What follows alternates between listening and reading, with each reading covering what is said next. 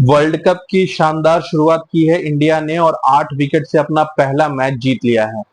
Run rate wise काफी comfortable victory दिख रही है, लेकिन एक्चुअली में गेम इतना आसान नहीं था। बैटिंग यहाँ बहुत डिफिकल्ट थी। आयरलैंड ने पहले बैटिंग की, इंडिया ने टॉस जीत के आयरलैंड को पहले बैटिंग कराई और आयरलैंड की टीम 96 पे ऑल आउट हो गई। एक टाइम 50 फॉर 8 था और ऐसा लग रहा था कि शायद आयरलैंड 60-65 पे भी निपट सकती है।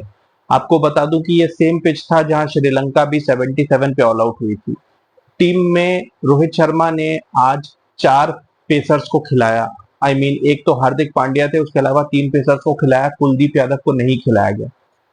आपको मैंने पहले ही बताया था कि जिस तरीके से वार्म अप मैच में संजू सैमसन से ओपनिंग कराई गई थी, इसका मतलब था कि विराट कोहली को ही प्लान किया जा रहा है और वही हुआ। विराट कोहली को एज एन ओपनर प्रेजेंट किया गया। ऋषभ पंत को एक नई पोजीशन दी गई, नंबर 3, जो वार्म अप मैच में भी ट्राई की गई थी, सक्सेसफुल थी और आज भी सक्सेसफुल रही। उसके अलावा सूर्य कुमार यादव, शिवम दुबे और Hardik Pandya, 2 left arm spinning allrounders, Jadeja और अक्षर, और फिर 3 पेस बॉलर्स। इंडिया इसी कॉम्बिनेशन के साथ पाकिस्तान के अगेंस्ट भी उतरेगी और ये उसका ट्रायल था। आयरलैंड की टीम शुरू से ही स्ट्रगल करती नजर आई और उनको बिल्कुल भी ब्लेम नहीं कर सकते। ऐसा बिल्कुल नहीं कह सकते क्योंकि वो एमिएचर टीम है, ज्यादा एक्सपीरियंस नहीं है, इस वजह से उन्होंने ऐसा खेला। ये पिच बिल्कुल खराब थी। कहीं से भी ये इंटरनेशनल स्टैंडर्ड की पिच नहीं थी। ना तो आउटफील्ड में कोई जान थी, पूरा आउटफील्ड सैंडी है। कोई भी बॉल जो आउटफील्ड में जा रही थी वो बिल्कुल स्लो हो जा रही थी। बाउंड्रीज बहुत कम थे, हालांकि कुछ सिक्सेस लगे, मगर ओवरऑल ये पिच और ये ग्राउंड कहीं से भी इंटरनेशनल स्टैंडर्ड का नहीं है। पिच को फिलहाल स्पाइसी का नाम दिया जा रहा है, लेकिन ये पिच ऐसी है जिसमें कुछ बॉल सडनली बाउंस कर रहे हैं और कुछ बॉल्स लो रह रहे हैं। कितने ही प्लेयर्स को चोट लगी, कितने ही प्लेयर्स को इंजरी हुई। रोहित शर्मा भी रिटायर हर्ट हुए, ऋषभ पंत के लिए भी 2 बार फिजियो आया। इवन आयरलैंड के बैट्समैन कई बार इंजर्ड हुए। इससे ये क्लियरली पता चलता है कि ये पिच बहुत डेंजरस है। अगर कोई अच्छी पेस पे बॉलिंग कर रहा है तो इस पिच पे बैट्समैन को बहुत सीरियस इंजरीज भी हो सकती हैं। एनीवेज, इंडिया की बॉलिंग बहुत शानदार रही। Opening bowling high, however surprisingly Jasprit Bumrah को न्यू बॉल नहीं दिया गया। मुझे ये प्लान बिल्कुल समझ में नहीं आता। जसप्रीत बुमराह न सिर्फ इंडिया के बल्कि वर्ल्ड के बेस्ट बॉलर हैं और शुरू में उनसे एटलीस्ट 1 ओवर 2 ओवर जरूर फेंकवाने चाहिए, लेकिन यहाँ पर भी मुंबई इंडियंस की तरह उन्हें 1 डाउन लाया गया। ओपनिंग बॉलिंग कराई गई सिराज और अर्शदीप से। हालांकि आयरलैंड अर्शदीप को भी 2 विकेट स्टार्टिंग में ही दे बैठे। उसके बाद हार्दिक पांड्या आए और हार्दिक पांड्या ने 3 विकेट लिए। आपको इसके पहले वाली वीडियो में बता चुका हूं कि हार्दिक पांड्या इस वर्ल्ड कप में इंडिया के एक्स फैक्टर प्लेयर साबित हो सकते हैं, क्योंकि कैरेबियन कंडीशंस हार्दिक पांड्या के लिए बिल्कुल सूटेबल है। इनफैक्ट मैं उनको one of the player of the tournament contenders की तरह देखता हूं। Jasprit Bumrah 3 over 1 maiden 6 run और 2 विकेट। आउटस्टैंडिंग स्पेल फेंकी उन्होंने। उनको खेलना बहुत ही डिफिकल्ट था इस पिच पे।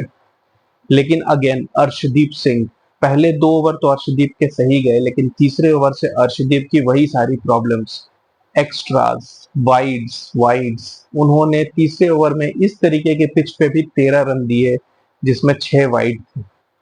उसके बाद लास्ट ओवर में भी आके उन्होंने एक नो बॉल फेंकी, 2 वाइड फेंके। ये इस तरीके की लो स्कोरिंग ग्राउंड्स पे, लो स्कोरिंग पिचेस पे ये विक्ट्री और लॉस के बीच का डिफरेंस हो सकता है।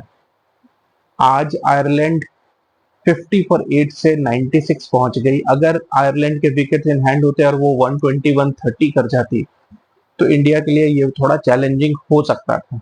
और पाकिस्तान के खिलाफ आप अफोर्ड नहीं कर सकते कि आपके बॉलर इस तरह से वाइड्स और नो बॉल फेंके। तो एक्स्ट्रास पे कंट्रोल करना बहुत जरूरी है और अर्शदीप यहाँ फिर लैक करते दिखाई दिए। ओवरऑल हार्दिक ने भी थोड़े बहुत रन दिए बाद में, लेकिन ओवरऑल हार्दिक ने 3 विकेट लिए और उनकी स्पेल अच्छी थी। ओवरऑल इंडियन बॉलिंग बिल्कुल कंट्रोल में दिखी। अक्षर पटेल ने भी 1 विकेट लिया, हालांकि स्पिनर्स की ज्यादा मदद थी नहीं तो उनको ज्यादा बॉलिंग दी नहीं गई।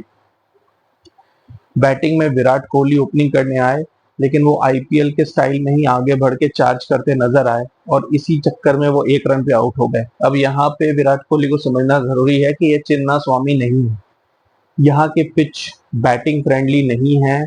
यहाँ पे 180 और 200 बनाने की जरूरत नहीं है, यहाँ पावर प्ले में 60-70 करने की जरूरत नहीं है। शायद later in the tournament India ऐसे पिचेस पे खेले, लेकिन फिलहाल इस ग्राउंड में, इस पिच पे या इसके आसपास जो भी पिचेस हैं, क्योंकि 7 स्ट्रिप्स हैं जिसमें से कि अभी 2 यूज की गई हैं, हो सकता है इंडिया पाकिस्तान के लिए एक नई यूज की जाए, मगर फ्रैंकली वो इसी तरीके की ही होगी।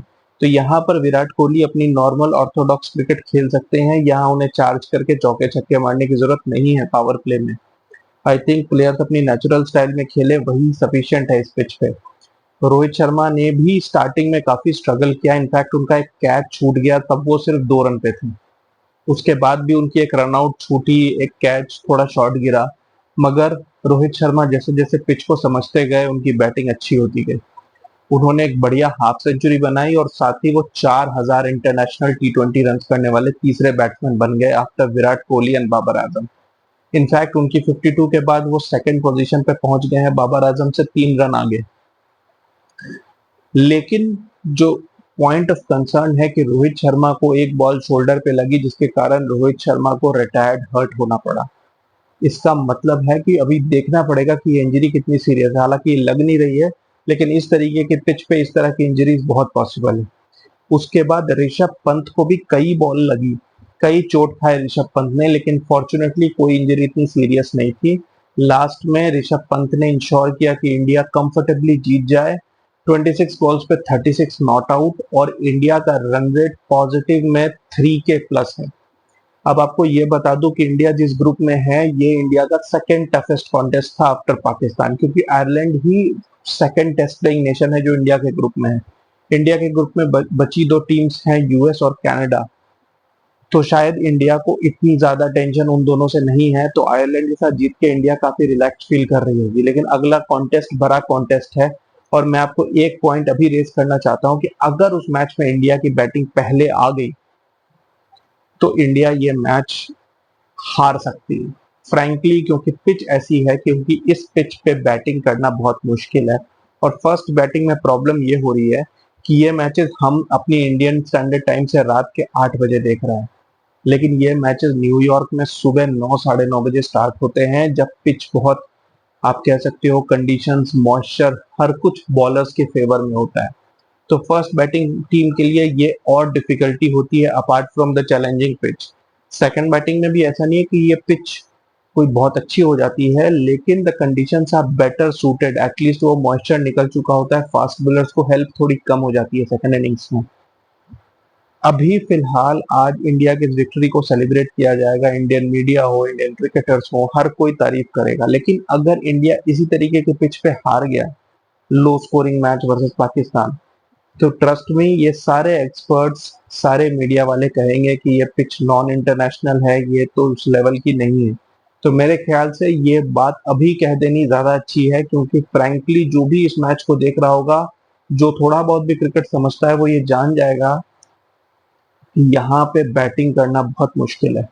इंडिया पाकिस्तान मैच में आपको हो सकता है बॉलर्स के बहुत अच्छे फिगर्स दिखने को मिले, 4 over 15 run, 4 over 20 run, 2 wicket, 3 wicket, लेकिन इसका यह मतलब नहीं है कि वो बॉलर्स कोई वर्ल्ड क्लास है। ये पिच ऐसी है कि यहाँ अगर बॉलर्स 30 रन से ऊपर देते हैं, मतलब उनकी बॉलिंग खराब जा रही है, वो शायद बेकार लाइन लेंथ फेंक रहे हैं, क्योंकि इस पिच पे 130 is a match winning score.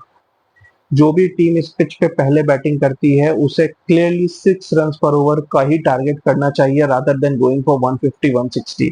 आज आयरलैंड 16 ओवर में ऑल आउट हो गई, 4 ओवर बाकी थे और आयरलैंड के 96 थे। अगर विकेट्स इन हैंड होते तो आयरलैंड कंफर्टेबली 125 130 का टोटल स्कोर कर सकती थी और इंडिया पे प्रेशर डाल सकती थी, क्योंकि इंडिया के भी 6-7 ओवर तक रन रेट बहुत हाई नहीं थे। बाद में रोहित शर्मा ने इंश्योर किया कि इंडिया का रन रेट अच्छा हो जाए और India wins with some overs to spare. तो अब बहुत इंटरेस्टिंग होगा देखना कि इंडिया और पाकिस्तान के मैच में पहले बैटिंग किसकी आती है। अगर कोई पहले बैटिंग करके इस पिच पे जीतता है तो that will be a good thing. अब शायद इंडिया और बांग्लादेश के बीच जो वार्म अप में पिच यूज हुआ था, शायद वो पिच यूज हो इंडिया और पाकिस्तान में, लेकिन अगर ये सेम पिच यूज होगा फिर तो बहुत मुश्किल होने वाली है उस मैच में, और उस मैच को लेके बहुत कंट्रोवर्सी, बहुत हंगामे हो सकते हैं उस मैच के बाद। सो बी प्रिपेयर्ड फॉर दैट। कल पाकिस्तान अपना पहला मैच खेलने वाली है यूएस के साथ डैलेस में, और मैं आपको बता दूं कि डैलेस का पिच अच्छा है। वहीं पर यूएस और कनाडा के बीच वर्ल्ड कप का पहला मैच हुआ था जिसमें 194 का टोटल भी चेज हुआ था। तो पाकिस्तान यूएस का मैच जो शायद थंडर स्टॉर्म्स के हवाले हो जाए, लेकिन अगर नहीं होता है तो वो एक हाई स्कोरिंग मैच होगा। तो मिलते हैं कल के मैच के बाद वीडियो में। Keep watching guys, thank you.